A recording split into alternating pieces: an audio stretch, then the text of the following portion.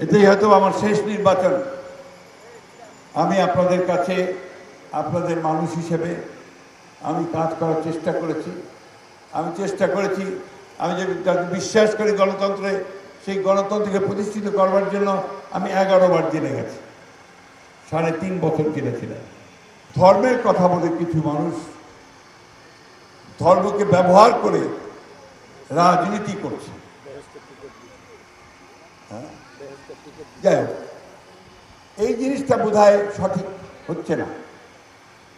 আপনারা যারা আমরা রাজনীতি করি, আমাদের ম্যানিফেস্টো থাকবে, আমরা এই যে কাজগুলো করতে চাই সেই কাজগুলোর কথা বলবো, প্রত্যেকে আমরা তাই করব। কিন্তু ইমোশনে, ধর্মীয় ইমোশন, রিলিজিয়াস ইমোশনকে পুঁজি করে রাজনীতিতে ব্যবহার করাটা, এটা বোধহয় সঠিক কাজ হয় না। সেই জন্যে আমি অনুরোধ করব, দয়া করে এই যে পিআরের আন্দোলন করছেন, এগুলো নেক্সট গভর্নমেন্টের জন্য রেখে দেন। এখন তাড়াতাড়ি নির্বাচনটা হোক, নির্বাচনটা হয়ে গেলে যে গভর্নমেন্ট আসবে সেই গভর্নমেন্টের কাছে আমরা এই পিআর টিআর যা কিছু আছে সেগুলো নিয়ে আমরা কথা বলব। আরেকটা কথা যেটা আমি আপনাদের সকলকে বলতে চাই, যে একটা জাতি সবসময় সুযোগ পায় না।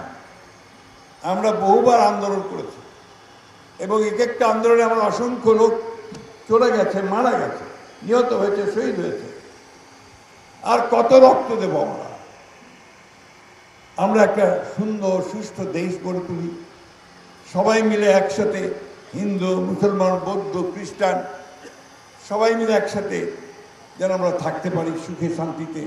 আমাদের ছেলে মেয়েদের লেখাপড়ার ভবিষ্যৎ যেন তৈরি করতে পারি, স্বাস্থ্য সেবা সবাই যেন আমরা পাই, আমাদের যেন মানুষের আয়ের উন্নতি বাড়ে, ইনকাম বাড়ে, যেন শিল্প কলকারখানা করতে পারি, কৃষকদের যেন সমস্যাগুলোর সমাধান হয়, ধানের দাম যেন আমরা ঠিকমতো পাই, অন্যান্য কৃষি পণ্যের ফসলের দাম যেন আমরা ঠিকমতো পাই। সেই জন্যই আমাদেরকে ওই একটা নির্বাচনের মধ্য দিয়ে একটা সরকারকে নিয়ে আসতে হবে, যে সরকারটা এই কাজগুলো করেছে। আপনাদের এই অঞ্চলে আমি বলতে পারি যে আমাদের সবচেয়ে কঠিন যে প্রবলেমটা ছিল, পানির প্রবলেম এখনও আছে, যাই গেছে তাই যায়নি। কিন্তু এর যে শুরুটা, আমরা সেই সমস্যার সমাধান করতে হাত দিয়েছিলাম। আমার মধ্যে এখন আউলিয়াপুরের রহমান ভাই এখানে মারা গেছেন। আমি যখন প্রথমে 91 সালে নির্বাচন করতে আসি, সেই সময় একটা আউলিয়াপুরের একটা মাঠে দেখলাম যে আপনার কৃষকদের জটলা। তা আমি ওখানে গেলাম, স্বাভাবিকভাবে প্রার্থী ভোট চাইতে গেলাম। আমাকে রহমান ভাই বললেন, স্যার আমাদের পানির সমস্যার সমাধান করেন, আপনাকে আর ভোট চাইতে আসতে হবে না। এটা আমার মাথায় ঢুকে গিয়েছিল। আমি দেশনেত্রী বেগম খালেদা যখন ঠাকুরগাঁয়ে আসলেন বক্তৃতা করতে আমাদের বড় মাঠে, সেখানে তাকে বললাম যে আমাদের একটাই দাবি এই এলাকার মানুষের, আমি যে ডিপ টিউবওয়েলগুলো বন্ধ হয়ে আছে, এই ডিপ টিউবওয়েলগুলো চালু করে দিয়ে যাও। আপনাদের অনেকেরই মনে আছে সেগুলো তখন বন্ধ ছিল। সেইবার আমি জয়লাভ করিনি, কিন্তু বিএনপি জয়লাভ করেছিল। দেশনেত্রী বেগম খালেদা প্রধানমন্ত্রী হয়েছিলেন। আমি কিছুদিন পরেই রহমান ভাই, আতিয়া বাবু সহ করে সমস্ত কৃষকদেরকে নিয়ে আমি আপনার বেগম খালেদা জিয়ার কাছে গিয়েছিলাম।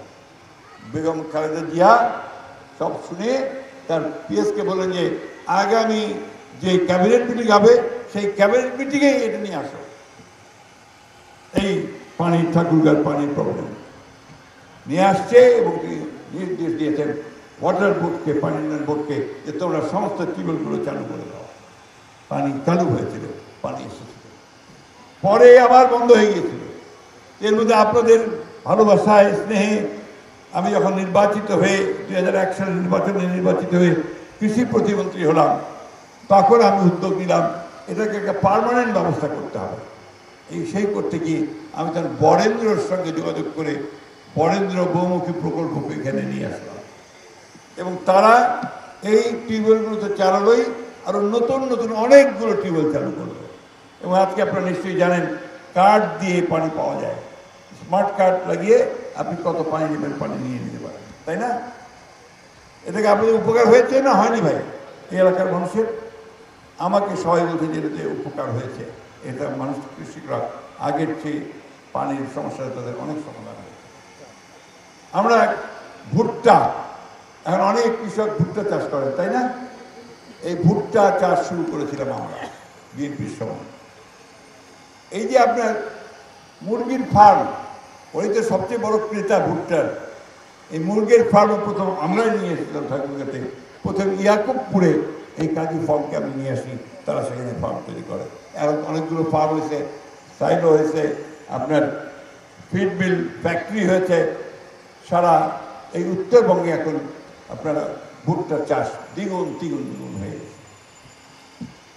আমরা এই অঞ্চলে মানুষের যেন আয় ইনকাম বাড়ে, বিভিন্ন আপনার পদ্ধতিতে এনজিওদেরকে আমরা চেষ্টা করেছি তাদের কাজ করার জন্য। আমরা চেষ্টা করেছি কলকারখানা বাড়ানো যায় কিভাবে, কিন্তু আমাদের এদিককার লোক কলকারখানার দিকে বেরিয়ে যোগে না। ওই সবাই যা করে ওইটাই করতে যায়। ঠিকাদারি তো সবাই ঠিকাদারি করাছে। তারপরে যে আপনার ওই বাস চালাতে হবে, তো সবাই বাস শুরু করে, এইভাবে চলে। কিন্তু এখানে আমাদের এই এলাকাতে আমাদের অ্যাগ্রোবেস ইন্ডাস্ট্রি তৈরি করা দরকার, কৃষিভিত্তিক শিল্প, যাতে করে আমরা এখানে কর্মসংস্থান সৃষ্টি করতে পারি। এই কাজী ফার্মে অনেক আমাদের এলাকার কাজ করে, লোক কাজ করে, চাকরি করে এই কাজগুলো। যাই হোক, আমি আপনাদের কাছে যেটা প্রধানত যে জিনিসটা বলবো, যে এই নির্বাচনটাকে গুরুত্ব সহকারে নেবেন এবং সঠিক সিদ্ধান্ত নেবেন। আপনারা সবাই শিক্ষিত মানুষ এখানে, কারণ শিক্ষক সবাই এখানে আছেন, শিক্ষিত মানুষ। আপনারা সিদ্ধান্ত নিতে ভুল করবেন না, এই বিশ্বাস আমার আছে। আমি আপনাদেরই সন্তান। এখন আমি প্রায় বৃদ্ধ বলা যায়, 78 বছর বয়স। এটাই হয়তো আমার শেষ নির্বাচন। আমি আপনাদের কাছে, আপনাদের মানুষ হিসেবে আমি কাজ করার চেষ্টা করেছি। আমি যে বিশ্বাস করি গণতন্ত্রে, সেই গণতন্ত্রকে প্রতিষ্ঠিত করবার জন্য আমি 11 বার জেলে গেছি, 3.5 বছর জেলে ছিলাম। সুতরাং আমরা একটা লক্ষ্যকে সামনে নিয়ে রাজনীতি করি। সেই লক্ষ্য হচ্ছে সুখী, সমৃদ্ধ, গণতান্ত্রিক বাংলাদেশ নির্মাণ করা।